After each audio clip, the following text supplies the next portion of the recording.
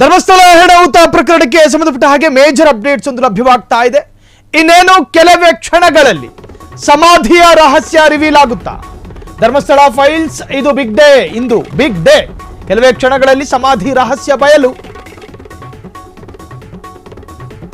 Marking ಜಾಗದತ್ತ ಎಸ್ಐಟಿಯ ತಂಡ ಹೋಗ್ತಾ ಇದೆ. ಮಾರ್ಕಿಂಗ್ ಮಾಡಿದ್ರಲ್ಲ ನಿನ್ನೆ, ದೂರುದಾರನ ಸಮೇತ ಸಂಘಟನಾ ಸ್ಥಳದತ್ತ. ದೂರುದಾರ ಕೂಡ ಅಲ್ಲೇ ಇದ್ದಾನೆ, ಮುಸ್ಕುದಾರಿ ಆತನ ಸಮೇತ ಹೋಗ್ತಾ ಇದ್ದಾರೆ. ಮಾರ್ಕಿಂಗ್ ಜಾಗ ಅಗೆಯಲಿರುವ FSL ತಂಡ. ಈಗಾಗಲೇ AC ಕಡೆಯಿಂದ ಮೃತದೇಹ ಪತ್ತೆಗೆ ಪರ್ಮಿಷನ್ ಸಿಕ್ಕಿದೆ. ನಿನ್ನೆ ಒಟ್ಟು 23 ಪ್ರದೇಶ ತೋರಿಸಿದ್ದ ದೂರುದಾರ ಪಂಚರ ಸಮಕ್ಷಮದಲ್ಲಿ ಜಾಗ ಅಗೆಯಲಿರತಕ್ಕಂತಹ ತನಿಖಾ ತಂಡ. ಮುಸುಕುದಾರಿ ತೋರಿಸಿದ ಜಾಗದಲ್ಲಿ ಶವ ಸಿಕ್ಕರೆ ದೊಡ್ಡ ಸಾಕ್ಷ್ಯಗಳು ಸಿಗುತ್ತೆ. ಒಂದೊಮ್ಮೆ ಶವ ಸಿಗದೆ ಇದ್ರೆ ಪ್ರಾಮುಖ್ಯತೆಯನ್ನ ಕಳೆದುಕೊಳ್ಳುತ್ತೆ ಈ ಒಂದು ಪ್ರಕರಣ.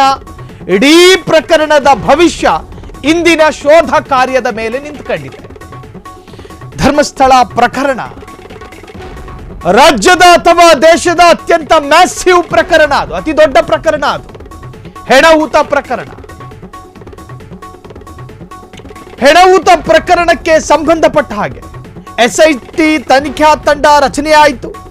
ತನಿಖಾ ತಂಡದ ಪ್ರಪ್ರಥಮ ಕಾರ್ಯಾಚರಣೆ ನಿನ್ನೆಯಿಂದ ಶುರುವಾಯಿತು. ಇವತ್ತು ಅದರ ಮುಂದುವರಿದ ಭಾಗ ನಡೆಯುತ್ತೆ. ಇನ್ನೇನು ಕೆಲವೇ ಕ್ಷಣಗಳಲ್ಲಿ ಮುಸುಕುದಾರಿ ವ್ಯಕ್ತಿಯ ಜೊತೆಗೆ ತನಿಖಾ ತಂಡದ ಅಧಿಕಾರಿಗಳು ಕೂಡ ಸ್ಥಳಕ್ಕೆ ಹೋಗ್ತಾರೆ. ನಿನ್ನೆ 13 ಹೂತಿಟ್ಟ ಶವದ ಜಾಗವನ್ನು ಮಾರ್ಕ್ ಮಾಡಿದ್ರು. ನಿನ್ನೆ ಮತ್ತೆಯೂ ಕೂಡ ಮುಂದುವರಿತಾ ಇತ್ತು, ಆದರೆ ಮಳೆ ಬರೋ ಮುನ್ಸೂಚನೆ ಇತ್ತು. ಇನ್ನು ರಾತ್ರಿ ಹೊತ್ತು ಸಾಕ್ಷಿದಾರನ ಸಮೇತ ನಿಂತ್ಕೊಳ್ಳೋದು ಒಳ್ಳೆಯದಲ್ಲ, ತನಿಖೆಗೆ ಅಡ್ಡಿ ಬರೋ ಸಾಧ್ಯತೆಗಳಿರ್ತವೆ. ಸೊ ಆ ಉದ್ದೇಶದಿಂದ ಅಲ್ಲಿಂದ ಕತ್ತಲಾಗ್ತಾ ಇದ್ದ ಹಾಗೆ ಅಲ್ಲಿ ಸಾಕ್ಷಿದಾರನನ್ನು ಕಳಿಸಲಾಯಿತು ವಕೀಲರ ಸಮ್ಮುಖದಲ್ಲಿ. SIT ಇವತ್ತು ಅದೇ ಜಾಗಕ್ಕೆ ಬರ್ತಾ ಇದ್ದಾರೆ. ಇನ್ನೇನು ಕೆಲವೇ ಕ್ಷಣಗಳಲ್ಲಿ ಹೆಣೌತ ಪ್ರಕರಣದ ಒಂದು ರೀತಿಯ ಬಿಗ್ ಡೇ ಆಗಿ ಮಾರ್ಪಡುತ್ತೆ. ಕೆಲವೇ ಕ್ಷಣದಲ್ಲಿ ಸಮಾಧಿ ರಹಸ್ಯ ಬಯಲಾಗುತ್ತೆ. ಮಾರ್ಕಿಂಗ್ ಜಾಗದತ್ತ SIT ತಂಡ, ಅಲ್ಲಿ ಎಕ್ಸ್ಪರ್ಟ್ಗಳು ಇರ್ತಾರೆ, FSL ಎಕ್ಸ್ಪರ್ಟ್ಗಳು. ಅದನ್ನು ಅಗಿಯುವಂತಹ ಸಂದರ್ಭದಲ್ಲಿ ಹೂತ ಹೆಣದ ಅವಶೇಷಗಳು ಸಿಗುವಂತಹ ಸಂದರ್ಭದಲ್ಲಿ, ಅವಶೇಷ ಅಂತ ಹೇಳಿದ್ರೆ ಅಸ್ಥಿಪಂಜರ, ಕೆಲವೊಂದಷ್ಟು ಮಣ್ಣಾಗಿರುತ್ತೆ, ಇನ್ನೊಂದಷ್ಟು ಮಣ್ಣಾಗದೆ ಉಳಿರತಕ್ಕಂಥ ಅಸ್ಥಿ ಪಂಜರವನ್ನು ತೆಗೆದು ಅದನ್ನು ಸಾಕ್ಷಿ ಸಂರಕ್ಷಣೆಯ ಹೆಸರಿನಲ್ಲಿ ಅದನ್ನು ಸಂರಕ್ಷಿಸಿಡಲಾಗುತ್ತದೆ. ಅದಕ್ಕೆ ಸಂಬಂಧಪಟ್ಟ ಹಾಗೆ FSL ಎಕ್ಸ್ಪರ್ಟ್ಗಳು ಕೂಡ ಅಲ್ಲೇ ಇರ್ತಾರೆ. ದೂರುದಾರನ ಸಮೇತ ಸಂಘಟನಾ ಸ್ಥಳದತ್ತ ಮಾರ್ಕಿಂಗ್ ಜಾಗ ಅಗೆಯಲಿರತಕ್ಕಂತಹ FSLನ ತಂಡ. ಈಗಾಗಲೇ AC ಕಡೆಯಿಂದ ಮೃತದೇಹ ಪತ್ತೆಗೆ ಪರ್ಮಿಷನ್. ಮೃತದೇಹವನ್ನು ಹಂಗೆ ಅಗೆಯೋದಕ್ಕೂ ಆಗೋದಿಲ್ಲ, ಅದಕ್ಕೆ ಪರ್ಮಿಷನ್ ಬೇಕಾಗುತ್ತೆ. ಸೊ ಅದರ ಅನುಮತಿಯನ್ನು ಕೂಡ ಪಡ್ಕೊಂಡಿದ್ದಾರೆ. ನಿನ್ನೆ ಒಟ್ಟು 23 ಪ್ರದೇಶವನ್ನು ತೋರಿಸಿದ್ದ ದೂರುದಾರ. ಇನ್ನಾತನ ನೆನಪಿನ ಅಂಗಳದಲ್ಲಿ ಇನ್ನೆಷ್ಟು ಹೆಣ ಹೂತಿರ್ತಕ್ಕಂತಹ ನೆನಪಿದೆಯೋ ಗೊತ್ತಿಲ್ಲ. SIT ಅವರು ಕೇಳುತ್ತಾರೆ ಇನ್ನೇನಾದರೂ ನೆನಪಿದೆಯಾ ಅಂಥೇಳಿ. ಆತನ ಜ್ಞಾಪಕ ಶಕ್ತಿಯ ಆಧಾರದ ಮೇಲೆ ಆತ ತೋರಿಸಿದ ಜಾಗವನ್ನು ಮತ್ತೂ ಮಾರ್ಕ್ ಮಾಡಲಾಗುತ್ತೆ. ಅದಕ್ಕೆ ಇಷ್ಟೊಂದು ನಿಶ್ಚಿತ ಅವಧಿ ಅಂತಿಲ್ಲ, ನಿಶ್ಚಿತ ಸಂಖ್ಯೆ ಇಲ್ಲ. ನಿನ್ನ ನೆನಪಿಗೆ ಎಷ್ಟು ಬರುತ್ತೋ ಅವನ್ನೆಲ್ಲವನ್ನು ಕೂಡ ತೋರಿಸುವ ಅಧಿಕಾರ ಮತ್ತು ಹಕ್ಕಿದೆ. ಇನ್ನು ದೂರುದಾರ ದೂರಿನಲ್ಲಿ ಎಷ್ಟು ಸಂಖ್ಯೆಯನ್ನು ಉಲ್ಲೇಖ ಮಾಡಿದಾನೋ ಕೆಲವೊಮ್ಮೆ ಅದಕ್ಕಿಂತ ಹೆಚ್ಚು ಆಗಬಹುದು, ಕಮ್ಮಿನೂ ಆಗ್ಬೋದು. AC ಬಗ್ಗೆ ಹೆಚ್ಚಿನ ಡೀಟೇಲ್ಸ್ ಕೊಡೋದಕ್ಕೆ ನಮ್ಮ ವಿಶೇಷ ಪ್ರತಿನಿಧಿ ಶರತ್ ಶರ್ಮಾ ಈಗ ಫೋನ್ ಸಂಪರ್ಕದಲ್ಲಿ. ಶರತ್, ಇನ್ನೇನು ಕೆಲವೇ ಕ್ಷಣಗಳಲ್ಲಿ ಕಾರ್ಯಾಚರಣೆ ಪ್ರಾರಂಭ ಆಗುತ್ತೆ ಅನ್ನೋ ನಿರೀಕ್ಷೆಯನ್ನ ಇಟ್ಟುಕೊಳ್ಳಲಾಗ್ತಾ ಇದೆ. ಸೊ ಏನಾಗುತ್ತೆ ಇವತ್ತಿನ ಈ ಒಂದು ಕಾರ್ಯಾಚರಣೆ ಬಗ್ಗೆ ಹೇಳೋದಾದ್ರೆ? ಸಾಹಿಲ್, ಈಗ ತಾನೇ ಏನು SIT ಅಧಿಕಾರಿಗಳು ಮತ್ತು FSL ಅಧಿಕಾರಿಗಳ ತಂಡ ದೂರುದಾರ ಭೀಮನನ್ನ ಒಂದು ನಿನ್ನೆ 23 ಸ್ಥಳವನ್ನ ಮಾರ್ಕ್ ಮಾಡಲಾಗಿತ್ತು. ಆ ಒಂದು ನೇತ್ರಾವತಿ ಸ್ನಾನಘಟ್ಟದ ಪ್ರದೇಶಕ್ಕೆ ಈಗ ಕರೆದುಕೊಂಡು ಹೋಗ್ತಾ ಇದ್ದಾರೆ. ಈಗಾಗಲೇ ಆ ಸ್ನಾನಘಟ್ಟವನ್ನ ರೀಚ್ ಆಗಿರುವ ಸಾಧ್ಯತೆ ಕೂಡ ಇದೆ. ಇನ್ನು ಕೆಲವೇ ನಿಮಿಷಗಳಲ್ಲಿ ಏನು ಶೋಧ ಕಾರ್ಯ, ಏನು ಶವಗಳನ್ನ ಹೂತಿಟ್ಟಿದ್ದೀನಿ ಅಂತ ಹೇಳಿದ್ದಾರೆ, ಆ ಒಂದು ಸ್ಥಳಗಳ ಪರಿಶೀಲನೆ ನಡೆಯೋಕೆ ಶುರುವಾಗತ್ತೆ. ಜೊತೆಗೆ ಸ್ಟೆಲ್ಲಾ ವರ್ಗೀಸ್ ಏನು ಪುತ್ತೂರಿನ ಅಸಿಸ್ಟೆಂಟ್ ಕಮಿಷನರ್ ಅವರ ಮೇಲೆ ಅಸಹಕಾರ ತೋರಿರುವ ಒಂದು ಆರೋಪ ಕೇಳಿ ಬಂದಿತ್ತು. ಅವರಿಗೆ ಈಗಾಗಲೇ ಏನು ಮೇಲಧಿಕಾರಿಗಳಿಂದ ಕರೆ ಬಂದಿದೆ ಅನ್ನುವಂತಹ ಮಾಹಿತಿ ಲಭ್ಯವಾಗಿದೆ. ಜೊತೆಗೆ ಅವರು ಕೂಡ ಸ್ಥಳಕ್ಕೆ ಭೇಟಿ ನೀಡ್ತಾ ಇದ್ದಾರೆ. ಇನ್ನು ಕೆಲವೇ ಕ್ಷಣಗಳಲ್ಲಿ ಏನು ನಿನ್ನೆ 23 ಸ್ಥಳಗಳನ್ನ ಮಾರ್ಕ್ ಮಾಡಲಾಗಿತ್ತು, ಆ 23 ಸ್ಥಳಗಳ ಪರಿಶೀಲನೆ ಆರಂಭ ಆಗತ್ತೆ. FSL ಅಧಿಕಾರಿಗಳು, FSL ಏನು ಇಲಾಖೆಯಲ್ಲಿರುವಂತಹ ಸಹಾಯಕ ಅಧಿಕಾರಿಗಳು ಒಂದು ಶೋಧ ಕಾರ್ಯವನ್ನು ಆರಂಭಿಸ್ತಾರೆ. ಎಲ್ಲ ಒಂದು ಮೆಟಲ್ ಡಿಟೆಕ್ಟರ್ ತರದಲ್ಲಿ ಏನು ಮ್ಯಾಗ್ನೆಟಿಕ್ ರಿನೋಸೆನ್ಸ್ ಅಂತ ಒಂದು ಟೆಕ್ನಾಲಜಿ ಇದೆ, ಅದನ್ನ ಬಳಸಿಕೊಂಡು ಸ್ಕ್ಯಾನ್ ಕೂಡ ಮಾಡಲಾಗುತ್ತೆ. ಯಾಕೆ ಅಂತಂದ್ರೆ ಎಷ್ಟೋ ವರ್ಷಗಳ ಹಿಂದೆ ನಾನು ಈ ಶವಗಳನ್ನ ಇಲ್ಲಿ ಹೂತಿಟ್ಟಿದ್ದೆ ಅಂತ ಹೇಳಿರುವ ಕಾರಣದಿಂದ ಕೆಲವೊಂದು ಸ್ಪೆಸಿಫಿಕ್ ಆಗಿ ಟೆಕ್ನಾಲಜಿಯನ್ನ ಕೂಡ ಬಳಸಿಕೊಂಡು ಸ್ಕ್ಯಾನಿಂಗ್ ಮಾಡುವ ಮೂಲಕ ನಂತರದಲ್ಲಿ ಅಗೆಯುವ ಕೆಲಸ ಆರಂಭವಾಗುತ್ತೆ.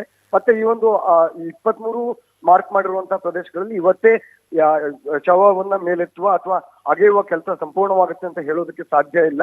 ಯಾಕೆಂದ್ರೆ ಇದು ತುಂಬಾ ನಿಧಾನವಾಗಿ ತುಂಬಾ ಕ್ಲಿಷ್ಟಕರವಾಗಿರುತ್ತೆ. ಯಾಕೆಂತಂದ್ರೆ ಹಲವು ವರ್ಷಗಳ ಹಿಂದೆ ಅಂತ ಅಂದಿರುವ ಕಾರಣಕ್ಕಾಗಿ ಯಾವುದೇ ರೀತಿಯಾಗಿ ಕೂಡ ಸ್ಕೆಲಿಟನ್ಗೆ ಸಣ್ಣ ಒಂದು ಪೆಟ್ಟಾಗಲಿ ಯಾವುದೋ ಆಗದೇ ಇರುವ ರೀತಿಯಲ್ಲಿ ಅದನ್ನು ಮೇಲೆತ್ತಬೇಕಾಗತ್ತೆ. ಜೊತೆಗೆ ಭೀಮ ಮಾಡಿರುವ ಆರೋಪಗಳು ಎಷ್ಟು ಸತ್ಯ ಇದೆ, ಎಷ್ಟು ಅದರಲ್ಲಿ ಸುಳ್ಳಿದೆ ಅನ್ನುವಂಥದ್ದು ಕೂಡ ಗೊತ್ತಾಗತ್ತೆ. ಯಾಕಂದ್ರೆ ಎಷ್ಟೋ ವರ್ಷಗಳ ಹಿಂದೆ ಹೂತಿರುವ ಒಂದು ಸಾಧ್ಯತೆ ಇರುವ ಹಿನ್ನೆಲೆಯಲ್ಲಿ ಇವತ್ತು ನಡೆಯುವಂತಹ ಒಂದು ಶೋಧ ಕಾರ್ಯ ಬಹಳ ಕ್ರೂಷಿಯಲ್ ಆಗಿರುತ್ತೆ. ಜೊತೆಗೆ ಇಲ್ಲಿಗೆ ತನಿಖೆ ನಿಲ್ಲೋದಿಲ್ಲ. ಈಗ 23 ಮಾರ್ಕ್ ಮಾಡಿರುವ ಪ್ರದೇಶಗಳಲ್ಲಿ 23 ಸಿಗಬಹುದು, ಅಥವಾ 23 ಪ್ರದೇಶಗಳಲ್ಲಿ ಕಡಿಮೆ ಸಂಖ್ಯೆ ಕೂಡ ಸಿಗಬಹುದು, ಅಥವಾ ಸಿಗದೆ ಕೂಡ ಇರಬಹುದು. ಅವೆಲ್ಲವೂ ಕೂಡ ತನಿಖೆಯ ಭಾಗವಾಗಿರುತ್ತೆ.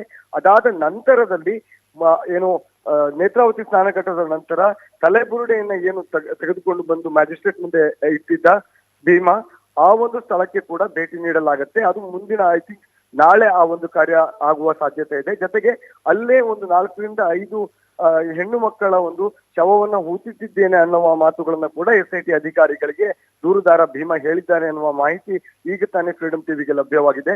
ಸೊ ಆ ಒಂದು ಪ್ರದೇಶದಲ್ಲೂ ಕೂಡ ಮತ್ತೆ ಪಂಚನಾಮೆಯನ್ನ ಮಾಡಲಾಗುತ್ತೆ.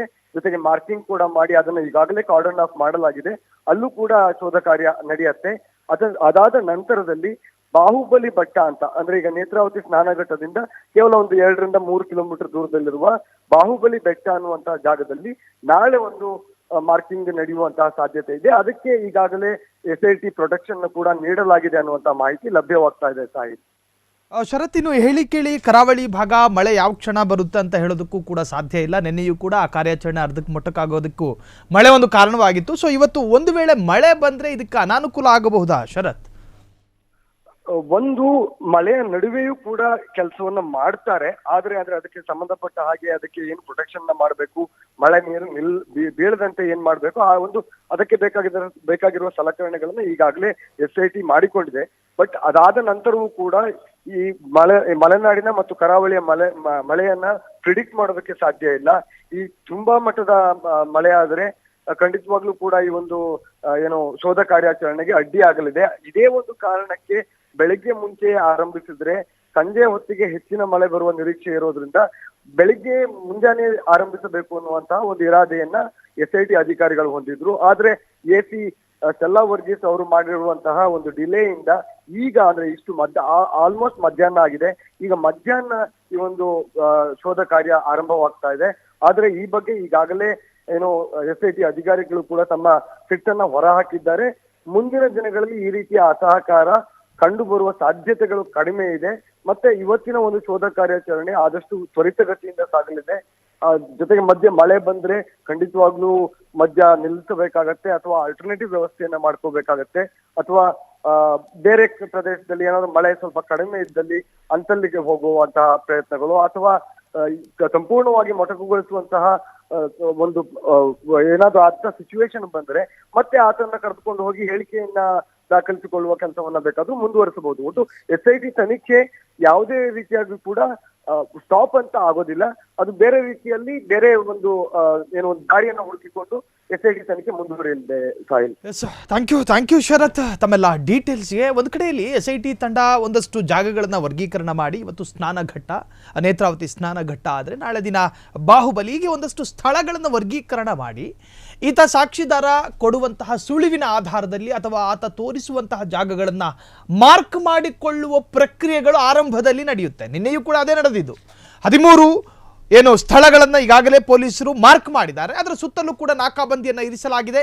ಯಾವುದೇ ಖಾಸಗಿ ವ್ಯಕ್ತಿ ಅವಕಾಶವೂ ಕೂಡ ಇರೋದಿಲ್ಲ ಪ್ರವೇಶಕ್ಕೆ, ಅಥವಾ ಮಾಧ್ಯಮದವರನ್ನು ಹೊರತುಪಡಿಸಿ ಇನ್ಯಾರೇ ಬರಲಿ. ಸೀನ್ ಆಫ್ ಕ್ರೈಮ್ ನಡೆದಂತಹ ಜಾಗದಲ್ಲಿ ಎಲ್ಲಿ ಅಪರಾಧ ಕೃತ್ಯ ನಡೆದಿರುತ್ತೋ ಆ ಸ್ಥಳಕ್ಕೆ ಮನುಷ್ಯನ ಪಾದಹೆಜ್ಜೆಗಳು ಕೂಡ ತಾಕಬಾರದು ಎನ್ನುವಂಥ ನಿಯಮಗಳಿದ್ದಾವೆ. ಹಾಗಾಗಿ ಜಾನುವಾರುಗಳು ಕೂಡ ಒಳ ಪ್ರವೇಶ ಆಗದಂತೆ ಇದೇ ಥರ ಸಾಕಷ್ಟು ನಿಯಮಗಳಿರ್ತವೆ. ಅದರ ಆಧಾರದಲ್ಲಿ ಅವೆಲ್ಲವನ್ನು ಕೂಡ ಆ ಜಾಗವನ್ನು ಈಗ ಸಂರಕ್ಷಿತವಾಗಿ ಇಡಲಾಗಿದೆ. ಸೊ ಇವತ್ತು ಕೂಡ ಮಾರ್ಕಿಂಗ್ ಕಾರ್ಯಾಚರಣೆ ಕಂಟಿನ್ಯೂ ಆಗುತ್ತೆ. ಜೊತೆಗೆ ಅಗಿಯುವ ಕಾರ್ಯದ ಬಗ್ಗೆ ಈ ಕ್ಷಣದವರೆಗೂ ಕೂಡ ಅಧಿಕೃತ ಇಲ್ಲ. ನಮ್ಮ ರಿಪೋರ್ಟರ್ ಕೂಡ ಹೇಳ್ತಾ ಇದ್ರು. ಸೊ ಯಾವಾಗ ಯಾವುದೇ ಘಳಿಗೆ ಬೇಕಾದರೂ ಕೂಡ ಅಗಿಯುವ ಕಾರ್ಯಾಚರಣೆ ಪ್ರಾರಂಭ ಆಗಬಹುದು ಎನ್ನುವಂಥ ಅಪ್ಡೇಟ್ಸ್ಗಳು ಕೂಡ ಲಭ್ಯವಾಗ್ತಾ ಇರುವಂತಹದ್ದು.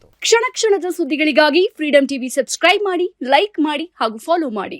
ಹೊಸ ಸುದ್ದಿಗಳ ನೋಟಿಫಿಕೇಶನ್ಗಾಗಿ ಬೆಲ್ ಐಕಾನ್ ಮೇಲೆ ಕ್ಲಿಕ್ ಮಾಡಿ.